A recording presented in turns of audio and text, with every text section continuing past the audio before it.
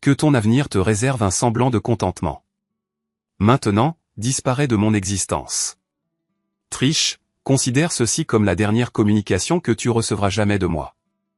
Je t'implore de ne plus jamais me contacter, sauf en cas d'urgence véritable concernant nos enfants. Une urgence impliquant les enfants. Bien compris. Je t'ai consacré 27 ans de mon existence, pour que tu les profanes ainsi. En conséquence, tu ne fais plus partie de ma vie. Bien que je reconnaisse l'inévitable nécessité de te croiser lors d'événements communs, un mariage, baptême, et autres joyeusetés du même acabit, j'attends de toi que tu maintiennes une distance respectueuse. Je n'ai aucune envie d'engager la conversation avec toi à ce stade. Je refuse d'être l'antagoniste qui gâche des occasions censées être joyeuses pour nos enfants. J'ai déjà informé Chris et Amy de la situation, m'assurant ainsi qu'ils sont au courant. Évite mon chemin, et je ferai de même. Tu ne me récupéreras jamais. De plus, je ne suis plus disposé à apaiser ta culpabilité. Je n'ai pas besoin de cette conclusion, comme tu l'as formulée. J'ai obtenu toute la résolution dont j'avais besoin le jour où je t'ai mise à la porte et où j'ai claqué la porte derrière toi. Je n'ai besoin d'aucune explication supplémentaire concernant le pourquoi, le comment, ou avec qui tu as trahi ma confiance. Je suis indifférent quant à savoir s'il s'agissait d'une incartade isolée ou d'un schéma de comportement qui a persisté tout au long de notre mariage. Un seul exemple a suffi. Et non, je n'accorderai jamais mon pardon. Laisse ces pitoyables thérapeutes en sandales t'accorder l'absolution s'ils le souhaitent. J'en suis incapable, et je ne le ferai pas. Et je suis parfaitement satisfait de cette réalité. J'en ai fini de me sentir coupable d'être incapable de te pardonner pour le restant de mes jours. Je n'ai rien fait pour mériter cela. Je n'étais pas un mari parfait, mais je ne méritais pas tes actions. Par conséquent, oui, tu devras tout simplement te faire à cette vérité. La seule concession que je t'accorderai est une réponse à certains points que tu as soulevés dans ta lettre. Au départ, j'avais envisagé de l'ignorer complètement. J'ai renoncé à la lire pendant un long moment. Après l'avoir finalement fait, j'ai pouffé de rire et j'ai décidé de répondre à quelques-unes de tes affirmations simplement pour m'amuser, pour commencer. Non, ce n'est pas simplement arrivé. C'est un non-sens absolu, et il est grand temps que tu le reconnaisses.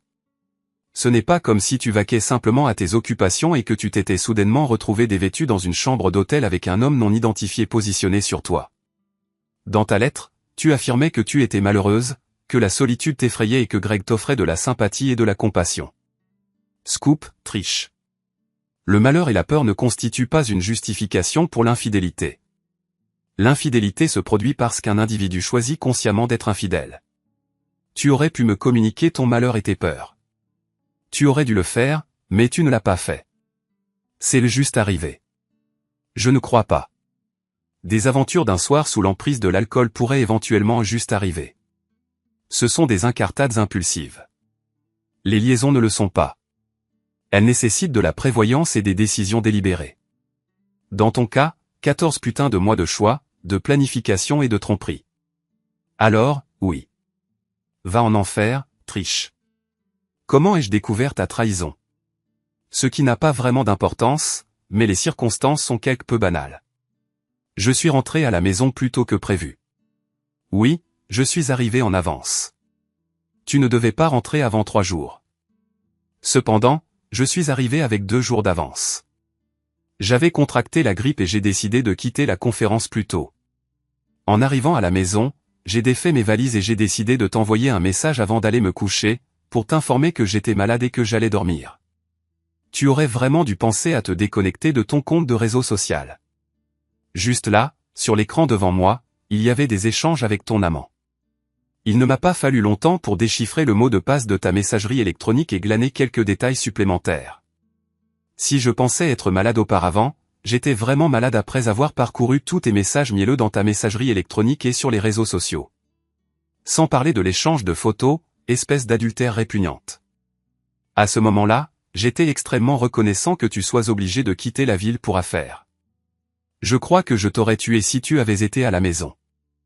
Au lieu de cela, j'ai réservé un séjour dans un spa haut de gamme au Nouveau-Mexique et j'ai envoyé un message pour t'inviter à m'y retrouver pour le week-end.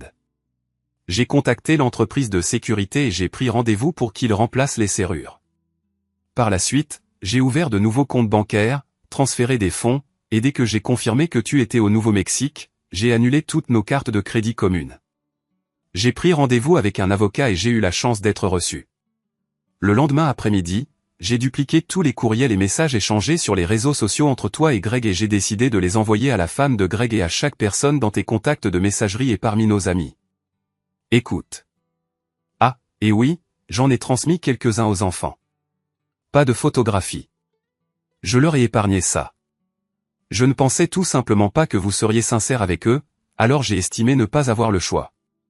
Il s'avère que vous êtes une menteuse de première catégorie, totalement dépourvue de conscience. Et je n'allais pas vous permettre de déformer la vérité. Ou, pire, de me dépeindre comme le méchant.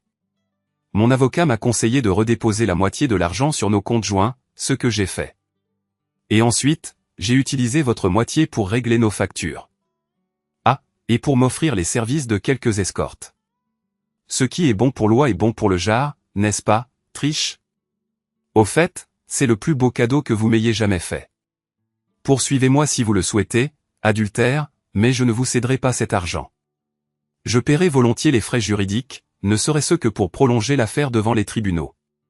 Simplement pour vous rendre folle. Je suis surpris que vous ne l'ayez pas compris lorsque je ne suis pas venu au Nouveau-Mexique et que vous n'avez pas pu me joindre. Je me rends compte que cela a dû vous coûter une fortune de modifier vos vols et de payer ce spa extravagant, mais voyez-vous, vous m'avez trompé, misérable adultère. Et cela m'a donné quelques jours supplémentaires pour trier tout ce chaos. Au moment où vous êtes rentré à la maison, j'étais prêt. Non, je ne vais pas m'excuser de vous avoir signifié les papiers du divorce à l'aéroport. Je voulais que vous sachiez que la représentation était terminée avant que vous ne décidiez de rentrer à la maison. Et oui, j'ai bel et bien fait cette croisière de 2 semaines après tout. J'avais besoin d'une période de guérison. Vous n'avez aucune idée de ce qui se passe pendant ces croisières, honnêtement. Des endroits superbes pour la joie et le divertissement. Vous avez raison. J'aurais probablement dû faire en sorte que vous récupériez vos affaires à la maison avant mon départ. Mais à ce moment-là, mon esprit n'était pas tout à fait clair. Je venais de découvrir que ma femme était une adultère menteuse et infidèle, et cela a été un choc. Je suis désolé que vous ayez été obligé d'acheter de nouveaux vêtements et de vivre dans un hôtel, mais je ne vois pas pourquoi je devrais en supporter les frais. Devrais-je essayer d'obtenir le remboursement de toutes les nuits d'hôtel et des dépenses que vous avez accumulées en fréquentant votre crétin d'amant? Nous pouvons nous lancer dans cette danse si vous le souhaitez vraiment. Oui, j'insiste absolument pour que les motifs du divorce soient désignés comme adultère. Parce que c'est précisément la raison pour laquelle je divorce de vous. Je suis conscient que notre État autorise le divorce sans faute et que c'est plus économique et rapide, mais je ne suis pas pressé, et le coût n'est pas un facteur. Vous connaissez mes sentiments concernant l'honnêteté.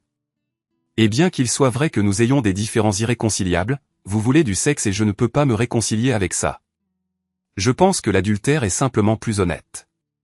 Ah. Avez-vous saisi cette plaisanterie? De plus, je souhaite que cela soit inscrit dans les registres publics. Vous êtes une adultère menteuse, et je veux que ce soit officiel. Alors, mets ta culotte de grande fille et assume. Et oui, tous vos amis, parents et collègues de travail possèdent désormais des preuves écrites et photographiques de votre infidélité. Était-ce absolument nécessaire? Non. Était-ce satisfaisant? Oh oui. Encore une dose de médicaments dont j'avais besoin pour ma guérison. J'ai ri de bon cœur lorsque vous m'avez demandé pourquoi j'avais décidé de détruire le mariage de Greg en informant sa femme de votre liaison et en lui fournissant des copies de vos emails et de vos messages sur les réseaux sociaux, vous délirez. Je n'ai pas détruit son mariage. Vous et Greg l'avez fait. Vous roulant comme des cochons dans des motels miteux. J'ai simplement informé sa femme de ce qui se passait afin qu'elle puisse prendre une décision éclairée concernant son propre mariage. Personnellement, j'espère qu'elle le mettra en pièces. Non, je ne vous verrai pas et ne vous parlerai pas. Non, je ne vous pardonnerai pas. Et je ne tenterai certainement pas de sauver notre mariage. J'étais le seul à y travailler pendant tout le temps où vous trompiez, et maintenant j'en ai fini. Non au conseil conjugal. Cela ne ferait que prolonger ma douleur et atténuer votre culpabilité, donc je n'y consentirai jamais.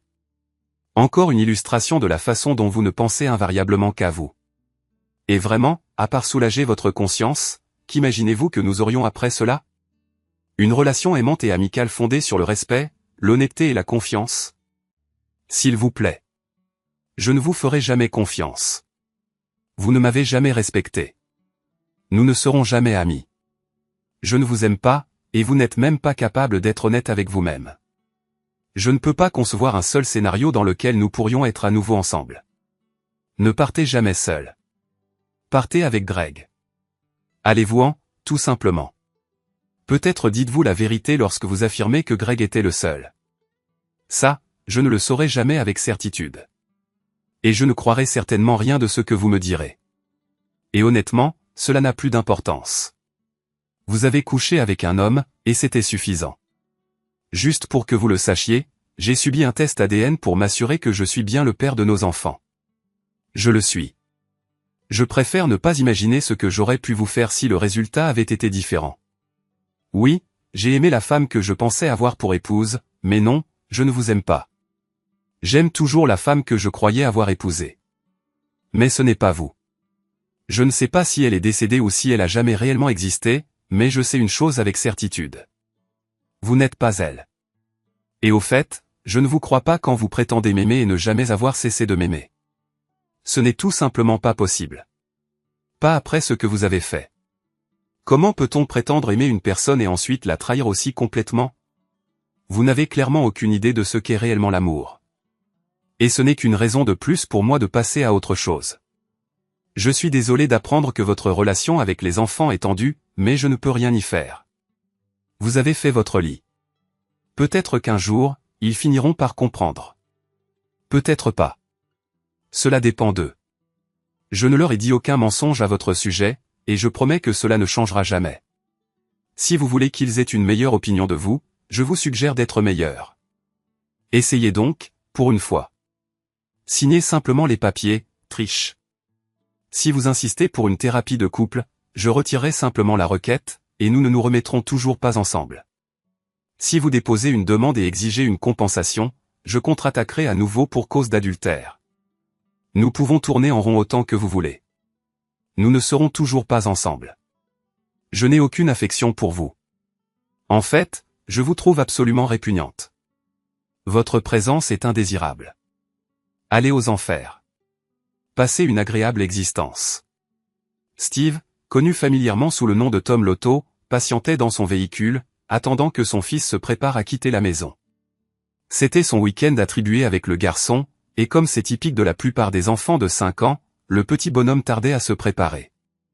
Auparavant, Tom l'aurait aidé à enfiler ses vêtements et à trouver ses chaussettes, invariablement éparpillées dans la chambre, avant de partir à la recherche du sac à dos, probablement caché derrière une chaise ou coincé dans le placard.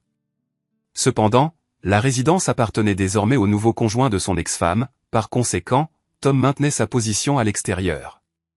L'ex-femme de Tom, Randy, poursuivait vraisemblablement Liam dans la maison, tout en s'efforçant de se préparer elle-même. Cette pensée fit sourire Tom. Elle s'énervait invariablement sous la contrainte, et lorsqu'elle était soumise au stress, elle devenait sèche. « Veuillez être ponctuel », aboya Randy. Ce dîner est d'une importance capitale pour Hank. Il a des clients qui arrivent d'Asie. Cette réunion est essentielle pour ses affaires. Tom garda le silence pendant la conférence téléphonique. Il s'abstint de souligner sa ponctualité habituelle. C'était Randy, Hank et Liam qui étaient perpétuellement en retard. Il s'abstint également de mentionner son indifférence à l'égard de l'importance du dîner de Hank. Après tout, Hank était l'individu qui avait attiré Randy dans son lit alors qu'elle était encore légalement mariée à Tom. De plus, Tom ne daigna pas mentionner que Hank désirait simplement Randy à son bras en raison de l'attrait esthétique de son décolleté dans une robe échancrée lorsqu'il recevait des clients. Plus important encore, Tom s'abstint d'informer Randy que, si quelqu'un devait solliciter ses véritables désirs, la réponse serait juste quelques instants de solitude pour éviscérer Hank avec une lame rouillée et ensuite l'asphyxier avec ses propres intestins. Tom s'était même aventuré en ligne et avait acheté une paire de gants de travail étanches pour empêcher les entrailles sanglantes de glisser entre ses doigts alors qu'il les serrait fermement autour de la gorge de ce scélérat. Pourtant, il ne révéla rien de tout cela. Il garda simplement le silence, attentif aux vocalisations aiguës émanant de l'autre bout du fil. Il possédait quelque chose de supérieur caché dans sa poche, attendant le moment opportun. Les questions d'argent n'étaient jamais une source de discorde entre Tom et Randy. Aucun d'eux ne vivait dans la pauvreté, mais Randy nourrissait des aspirations à la richesse. Tom, à l'inverse, se contentait d'un chèque de paie régulier et d'une habitation respectable. Ils s'étaient initialement rencontrés lors d'une réception d'entreprise, s'étaient fréquentés pendant un certain temps, et avaient finalement célébré leur union. Lors de leur première rencontre, Randy était plongée dans l'une de ses phases de régime. Elle avait des habitudes alimentaires déplorables, et lorsqu'elle était soumise au stress, elle se livrait à une surconsommation. Par la suite, après avoir pris du poids, elle se lançait dans un régime, ingérant toutes les pilules miracles prétendues qu'elle pouvait se procurer et se livrant à des séances d'entraînement maniaques, fréquemment au détriment du sommeil. Pendant un certain temps, elle atteignait une silhouette mince, pour ensuite gonfler à nouveau. Sa lignée familiale présentait une prédisposition à l'obésité, ce qui exacerba les choses, car ils souffraient tous simultanément d'une hypertension artérielle sévère. Randy a subi le cycle de perte et de gain de poids à 3 reprises pendant sa cohabitation avec Tom. Hank l'avait séduite pendant une de ses phases d'amaigrissement, et elle avait miraculeusement réussi à conserver sa silhouette svelte pendant l'année et demie qui avait suivi. Tom comprit que sa perte de poids avait dû constituer l'indice crucial qu'il avait négligé, mais il l'avait ignoré. Il n'avait pas discerné la vérité avant que Randy ne l'informe de son intention de demander la dissolution de leur mariage. Tom déploya tous les efforts possibles pour entraver le processus. Il ne cherchait pas à sauver leur union. Il cherchait à être une source d'irritation. C'était la seule arme qui lui restait. Heureusement, il avait un avocat compétent, une connaissance commune d'un ami, qui contesta chaque étape de la procédure. Il avait même proposé une thérapie de couple. La suggestion offensa Tom. Il n'avait aucune envie d'entamer une conversation avec elle. Cependant, l'avocat le rassura, lui expliquant que Randy désirait encore moins converser avec lui qu'il ne désirait converser avec elle, et qu'il pourrait toujours retirer la demande ultérieurement. En fin de compte, Randy désirait épouser Hank, ce qui lui donnait amplement de motivation pour accélérer le processus. L'avocat de Tom déposa des requêtes contestant chaque aspect, programma des audiences, les reprogramma ensuite, puis déposa de nouvelles requêtes. Lorsque le moment fut venu de contester la demande de thérapie, l'avocat de Tom la retira au tribunal, exactement comme promis, mais seulement après que Randy et Hank eurent gaspillé leur temps et leurs ressources financières à s'y préparer. Finalement, après des mois de querelles sur chaque détail, Randy remit à Tom un chèque et lui transféra tous les biens détenus conjointement. Elle remboursa même les honoraires de l'avocat de Tom. Compte tenu de son manque de ressources financières personnelles, il était manifeste que les fonds provenaient de Hank. Tom considéra cela comme une victoire. Le divorce avait été prononcé un mois auparavant à peine. Peu après, Randy et Hank célébrèrent leur union. Tom garda Liam pendant que le couple repartait en lune de miel. Le moment était venu. L'acte final de représailles. Et celui-ci n'impliquait les intestins de personne. La porte s'ouvrit et Liam descendit les marches et traversa l'allée. Il ne comprenait pas tout à fait la nécessité de résider dans 2 domiciles distincts, mais il s'était adapté. Tom l'installa dans son siège auto et lui tendit une tablette sur laquelle un film était projeté. Ensuite, Tom s'approcha de la maison et frappa à la porte. Un instant plus tard, Randy ouvrit la porte, l'air abattu. « Eh bien, qu'est-ce qu'il y a ?» Elle essayait de mettre ses boucles d'oreilles, de vérifier la perfection de sa coiffure, d'envoyer un texto à son nouveau mari et de sortir par la porte dans sa petite robe noire et ses talons aiguilles, le tout simultanément. « J'ai besoin de te dire quelque chose, déclara Tom avec un sourire. Randy s'était toujours plainte que ses histoires étaient longues et ennuyeuses. Elle était sur le point de réitérer de tels sentiments, mais Tom leva la main en signe de retenue. Ça concerne la loterie. Cela la stoppa. Contre son meilleur jugement, elle était intriguée. Randy avait toujours fantasmé sur le fait de gagner à la loterie, en particulier le jackpot colossal. Le jackpot avait récemment dépassé les 2 milliards de dollars, ce qui en faisait l'un des plus importants de l'histoire, et le ticket gagnant avait été vendu dans leur localité. L'histoire avait fait le tour de tous les médias, mais personne ne s'était manifesté pour réclamer le prix. Un journaliste résolu avait même examiné les images de surveillance du magasin au moment de la vente, mais il s'était avéré impossible de déterminer l'identité de l'acheteur. Malheureusement, la période pour réclamer le prix était écoulée, ce qui avait entraîné le retour des fonds dans la cagnotte. Quelqu'un a gagné 2,2 milliards de dollars. Quelques semaines plus tard, Randy attendait que Tom commence son récit, mais au lieu de parler, il brandit un ticket. Elle plissa les yeux pour mieux voir, trop vaine pour admettre qu'elle avait besoin de lunettes correctrices. « C'est le ticket gagnant, proclama Tom. Celui qui vaut 2 milliards de dollars. Celui dont il parlait quand nous nous sommes séparés. » Il lui tendit le ticket. L'étonnement traversa le visage de Randy. En effet, continua Tom calmement, c'est celui-là. Il est maintenant expiré. Randy semblait stupéfaite. Elle tapotait frénétiquement sur son téléphone portable, cherchant manifestement sur le site web de la loterie une confirmation.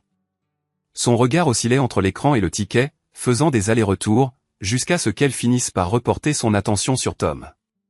Son expression passa de l'étonnement à la fureur, puis à l'appréhension, puis à l'angoisse, avant de refaire le cycle une fois de plus. Tom reprit le ticket. Les veines de ses tempes palpitaient visiblement. « Tu vois, commença Tom, j'ai acheté ce ticket peu de temps avant que tu ne me serves les papiers du divorce. Ce qui, soit dit en passant, s'est produit la veille de l'annonce du gagnant. Cela aurait constitué une partie des biens matrimoniaux, bien sûr, ma part se serait élevée à plusieurs centaines de millions de dollars après le paiement forfaitaire des impôts. Mais, et c'est l'élément crucial, la vôtre aussi. Et il n'existait aucun scénario concevable dans lequel j'aurais permis que cela se produise. C'est exact. J'ai renoncé à une fortune uniquement pour m'assurer de votre privation. C'est l'étendue de mon animosité envers vous. Maintenant, puissiez-vous, Hank et vous-même, passer une agréable soirée. Randy resta muette, mais sa mâchoire se serra et se relâcha, les muscles de son cou se contractant alors qu'elle s'accrochait au chambranle de la porte pour se soutenir. Tom pivota et revint sur ses pas vers le véhicule. Il s'attendait à ce que Randy le poursuive en hurlant bruyamment, mais rien ne se produisit. Lui et Liam partirent. Le père de Randy contacta Tom le dimanche après-midi, précisément au moment où Tom préparait Liam pour son retour à la maison. L'une des stipulations tacites du divorce décrétait que Hank ne devait en aucun cas communiquer avec Tom ou l'approcher. Le père de Randy informa Tom qu'elle avait été victime d'un accident vasculaire cérébral massif. Le vendredi soir, alors qu'elle se préparait à sortir, Hank ne l'avait découverte qu'à son retour du dîner qu'elle avait manqué. Lorsque les secours médicaux sont arrivés, son état était critique. Elle était paralysée d'un côté, aveugle et incapable de s'exprimer. Le père de Randy demanda à Tom de garder Liam pendant une période intérimaire, jusqu'à ce qu'elle puisse suivre une thérapie et retrouver une existence normale, si jamais cela arrivait. Hank, quant à lui, aurait désormais tout le temps de se consacrer aux soins de Randy. Tom accepta de garder Liam pendant cette période et, le lundi, demanda à son avocat de déposer les documents nécessaires pour officialiser la garde temporaire. Hank ne s'y opposa pas, Randy ne le pouvait pas. Ce soir-là, avant de se coucher avec un large sourire sur le visage, Tom jeta un dernier coup d'œil aux billets de loterie et s'émerveilla des multiples opportunités qui pouvaient se présenter lorsque l'on possédait Photoshop et une réputation d'intégrité. Okay, jeg kan lige skrive dem her. Og hvordan fanden er det nu, jeg ser? Player Death. Hvad er det så? Så det er den der. Okay, 51. Det der. Daglige brød. Ja, jeg kommer bare til at swap til min chestplate midt der. Fordi jeg gerne vil spise et brød. Godt med luner her. Rigtig godt med luner her. Det er jo det fede ved, at der ikke er nogen curling commands eller whatever krav her. Altså, jeg siger bare, nu siger jeg ikke, at Sepp han gør, men hvis Sepp han kan sidde på en client med en trådløs Elytra, så kan jeg også godt bruge Lunar. Det kan jeg godt.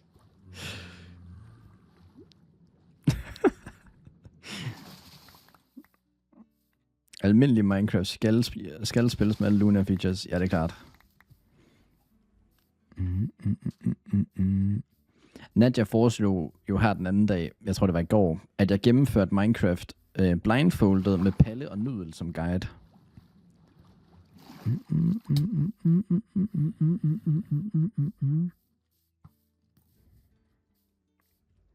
Puha, aldrig i livet.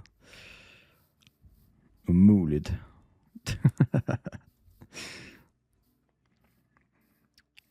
Daglige brød. Jeg kan ikke den dag. Det gør de støtter. Please ikke spring mig i luften. Jeg tror jeg har en level 10 challenge på Faceit. En med aimbot. En med aimbot og en uden Lunar CS2 kalder jeg den. Men der er jo ikke noget aimbot over det. Nej, nu skal du rage bait. Aimbot. Jeg kan slet ikke snakke længere. Hvad gør jeg nu? Fordi jeg har stadigvæk 6.000 blocks tilbage. Er der ikke nogen, der kan break den der seng, jeg har derovre? Jeg er ikke med mad, jeg har 6.000 blocks tilbage. Det tog mig sådan 20 minutter at løbe 3. Kan man lave mad med sugarcane? Altså, du kan lave... hvis du laver det om til sugar, så kan du lave pumpkin pies. Men der skal du også bruge æg og græskar til. Og du kan også lave kage, ja. Hej, Sindstar. Ja, det så jeg godt, mamas. TP til kort. Laver du 100% på en server? Ja, det gør jeg kort. Det gør jeg, så jeg ikke sidder i min egen misery offline. Ej, gå lige væk. Sov, please. Okay, jeg har armor.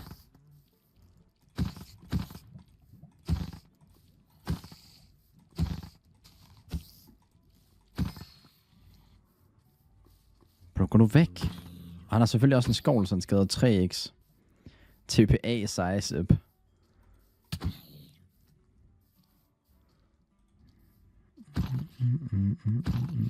Hvis jeg lidt dør igen nu.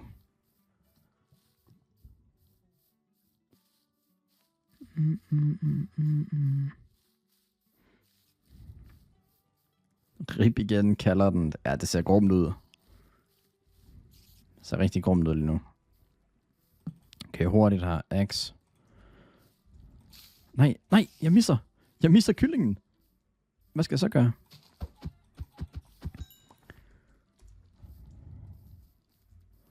Hjælp.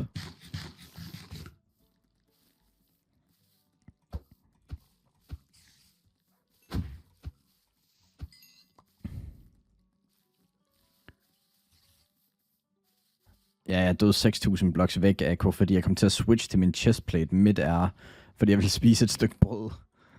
Altså, det er legit idioti på højeste plan. Så hvis jeg mister alle mine ting på grund af det, så er jeg livsstillet for evigt.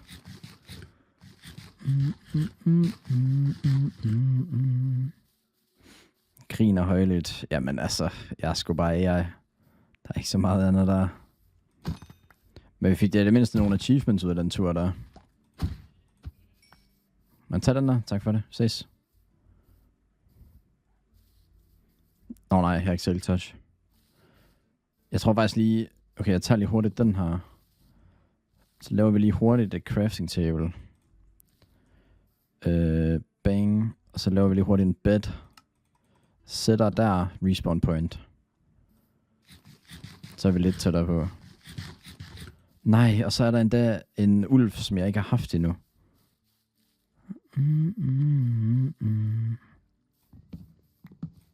Kunne du muligvis unbande Mathias 0 my fucking god? Han er ikke så kendt, som han plejer. Nej, jeg gider